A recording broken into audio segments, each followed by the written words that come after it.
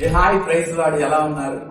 2 రాజులు 4వ అధ్యాయం నుండి 8వ వచనం కానీ చదివితే అక్కడ గెహజీ అనే వ్యక్తి కోసం మనం చూడొచ్చు. అవును, గెహజీ దేవుడి సేవకుడితోనే ఉన్నాడు. దేవుడి సేవకుడు చేసిన అద్భుతాలు కూడా చూశాడు. కానీ ఆ యొక్క గ్రీడీనెస్ కి, ఆ యొక్క ధనము పట్ల ఆసక్తికి గురైపోయి కుష్టు రోగాన్ని తెప్పించుకున్నాడు. తన సంతతి మీద, తన మీద తరతరముల వరకు ఆ యొక్క రోగాన్ని ఏలుబడి చేసుకున్నాడు. ఈరోజు చాలాసార్లు మనం కూడా విశ్వాసాన్ని కాపాడుకుంటున్నాం అనుకుంటాం, సేవకులతో ఉంటున్నాం అనుకుంటున్నాం, కానీ మనము దేవుని శక్తిని ఆశ్రయించుకోలేకపోతున్నాం. ఈరోజు గెహజీ జీవితం మనకు ఒక లెసన్ నేర్పిస్తుంది.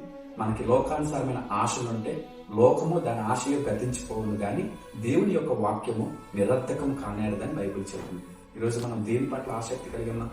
అందుకే పౌలు అంటాడు, ఆత్మ పట్ల ఆపేక్షలై ఉండడు అంటాడు. దేవుని యొక్క ఆత్మ కోసం ఆపేక్షత కలిగి ఉంటాడు. ఈరోజు గెహజీ లాంటి తప్పు మనం చేయొద్దు.